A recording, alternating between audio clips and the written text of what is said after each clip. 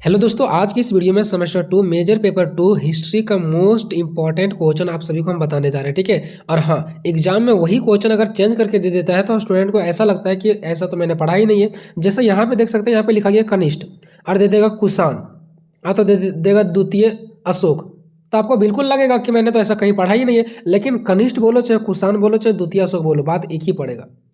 ठीक है। तो इस टाइप के भी हम आपको क्वेश्चन करवाएंगे, क्योंकि देखिए दोस्तों, हम आज से नहीं बहुत ही दिनों से वीडियो बना रहे हैं, लगभग 5 साल हो गए। ठीक है। वीवीओ की ओर से किस प्रकार से क्वेश्चन पूछा जाता है, ये हम लोग वीडियो बनाते बनाते हम लोगों के पास एक्सपीरियंस आ गया। ठीक है। आप भी अगर वीडियो बनाते 5 सालों से तो निश्चित सी बात है, जो भी स्टूडेंट हो, टीचर हो, कुछ भी कामों को अगर कोई भी इंसान करता है तो उसके प्रति उसका क्या हो जाता है, एक्सपीरियंस हो जाता है। तो यहाँ पे देखिए, सबसे पहले अगर मैं सिलेबस की बात करूँ, ठीक है, तो देखिए सिलेबस में आपको जो पहला में पढ़ना है वो कुषाण एवं सातवाहन के बारे में पढ़ना है। ठीक है। एंड दूसरा में आपको पढ़ना है, इतना सारा चीज़ पढ़ना है आपको। ठीक है। और तीसरा में आपको ये पढ़ना है और चौथा में आपको ये पढ़ना है। मतलब टोटल कितना टॉपिक्स दिया गया, 4 टॉपिक्स दिया गया है। ठीक है। तो इसी प्रकार से हम आपको जो पहला टॉपिक है इससे कौन कौन इंपॉर्टेंट होगा, दूसरा टॉपिक से कौन कौन इंपॉर्टेंट होगा, तीसरा से कौन होगा, चौथा से कौन होगा, सारा बताएंगे। देखिए दोस्तों, पहला टॉपिक से आपका ये क्वेश्चन पूछा जाएगा, एक क्वेश्चन। ये जो दूसरा टॉपिक यहाँ से यहाँ तक लंबा, इससे आपको 2 क्वेश्चन पूछा जाएगा। और तीसरा टॉपिक से ये क्वेश्चन पूछा जाएगा और एक चौथा टॉपिक से ये क्वेश्चन पूछा जाएगा। आपका टोटल हो गया क्वेश्चन की संख्या 5। एक और कहीं से पूछ लिया जाएगा, टोटल 6 दिया जाएगा, जिसमें से आपको कोई 4 प्रश्नों का उत्तर देना होगा। ठीक है। तो देखते हैं, ये जो 1 2 3 और 4 यूनिट है, 1 यूनिट, 2 यूनिट, 3 यूनिट, 4 यूनिट, ये चारों यूनिट हम देखने वाले हैं इंपॉर्टेंट क्वेश्चन। सबसे पहले बात करते हैं यूनिट नंबर 1 में। तो यूनिट नंबर 1 में आपको पढ़ना है कुषाण और सातवाहन के बारे में। ठीक है। तो देखिए दोस्तों, सबसे पहला मोस्ट इंपॉर्टेंट क्वेश्चन यूनिट 1 से आपका क्या है, तो यूनिट 1 से है सातवाहनों की उपलब्धियों का वर्णन करें। या तो आपके एग्जाम में ऐसे भी प्रश्न आ सकते हैं कि सातवाहनों की राजनीतिक उपलब्धियों का वर्णन करें या सातवाहनों की आर्थिक उपलब्धियों का वर्णन करें। ठीक है दोस्तों। तो केवल आपको एक पढ़ के जाना है, सातवाहनों की उपलब्धियों का वर्णन करें, बाकी राजनीतिक आ जाए चाहे आर्थिक आ जाए। ठीक है। आपको आंसर सेम डालना है। ठीक है। तो ये आपके लिए इंपॉर्टेंट क्वेश्चन हो गया। बाकी ये सब सेम वही सब चीज़ है। ठीक है। सबसे पहले हम आपको बताएंगे कि टोटल इंपॉर्टेंट क्वेश्चन कौन सा है, उसके बाद हम बताएंगे कि इनमें से भी जो सबसे ज़्यादा मोस्ट इंपॉर्टेंट है वो कौन कौन सा है। तो ये पहला आपका इंपॉर्टेंट क्वेश्चन हो गया दोस्तों। ठीक है। अब ये पहला में से ये सब एक ही क्वेश्चन है, इसको अलग अलग नहीं समझना है, सभी क्वेश्चन एक ही है। ठीक है। उसके बाद यूनिट 1 से ही हम बात कर रहे हैं और दूसरा पढ़ के जाना है कनिष्ठ की उपलब्धियों का वर्णन करें। कनिष्ठ की उपलब्धियां आ जाए तो फिर कुषाण की उपलब्धियां आ जाए तो फिर द्वितीय अशोक की उपलब्धियां आ जाए, बात एक ही पड़ रहा है। ठीक है। आंसर आपको क्या लिखना है दोस्तों, सेम लिखना है। हाँ, अगर क्वेश्चन में कनिष्ठ दिया तो हर जगह आपको कनिष्ठ कनिष्ठ कनिष्ठ लिखना पड़ेगा। अगर कुषाण दिया क्वेश्चन में तो आपको कुषाण कुषाण लिखना पड़ेगा। अगर द्वितीय अशोक दिया तो आपको द्वितीय अशोक अशोक लिखना पड़ेगा। ठीक है। तो यूनिट नंबर 1 से ये आपको दोनों क्वेश्चन करके जाना है। ये दोनों क्वेश्चन में से एक को पक्का आपके एग्जाम में आ रहा है। ठीक है।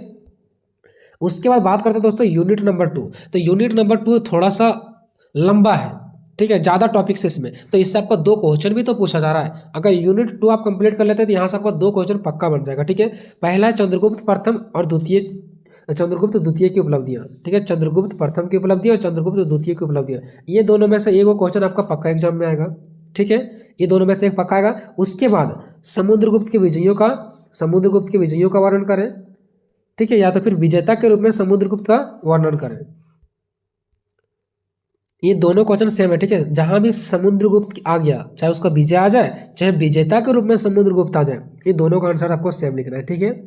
उसके बाद हो गया गुप्त काल में कला, स्थापत्य कला, चित्रकला और साहित्य के विकास का वर्णन करें।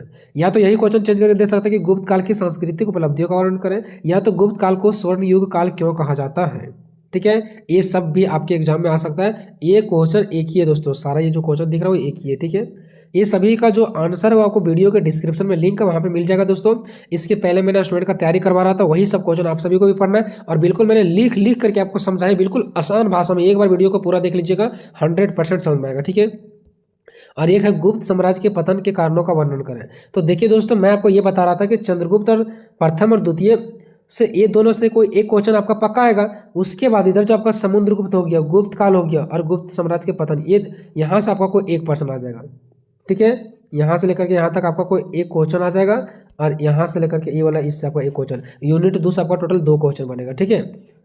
ये दोनों में से कोई एक पूछेगा और बाकी नीचे कितना बच गया, 3 क्वेश्चन बच गया, ये लेकर के यहाँ से यहाँ तक। ठीक है।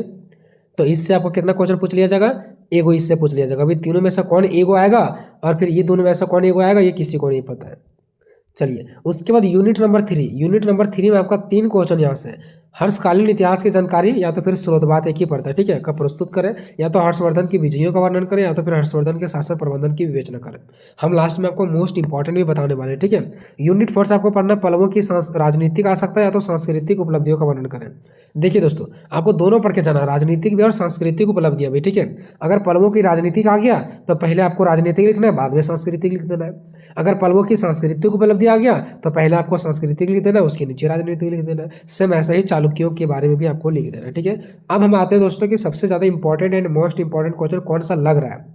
हालांकि दोस्तों अगर आप इतना सारा पढ़ के जाएंगे तो 100% आपके क्वेश्चन मैच करेंगे, कोई भी इसको रोक नहीं सकता है, ठीक है, और आप अच्छे मार्क्स लाएंगे। लेकिन आपके पास समय नहीं है, आप चाहते हैं कि थोड़ा इंपॉर्टेंट बता दीजिए, तो मैं आपको इंपॉर्टेंट बता रहा हूं दोस्तों। लेकिन इंपॉर्टेंट में थोड़ा सा चांसेस रहता है कि वो क्वेश्चन आ भी सकता है, नहीं भी आ सकता है बाय द वे। लेकिन जो मेरे ओर से मोस्ट इंपॉर्टेंट क्वेश्चन है वो है आपका सतवाहनों की उपलब्धियों का वर्णन करें एंड कनिष्ठ की उपलब्धियों का वर्णन करें। जो जो रेड कलर से दिख रहा है इसमें सारा इंपॉर्टेंट है, ठीक है, कहाँ से पूछ देगा कोई गारंटी नहीं है। उसके बाद हर्षवर्धन की विजयों का वर्णन करें, एंड यहाँ पे आपको दोनों पढ़ के जाना, पल्लवों का और चालुक्यों का। तो ये इंपॉर्टेंट क्वेश्चन था। कुछ क्वेश्चन का आंसर मैंने करवा दिया जो कि वीडियो के डिस्क्रिप्शन में लिंक है। बाकी जो क्वेश्चन का आंसर बचा वो बहुत ही जल्द करवाया जाएगा। वीडियो को शेयर कर दीजिएगा। मिलेंगे नेक्स्ट वीडियो में, तब तक जय हिंद जय भारत।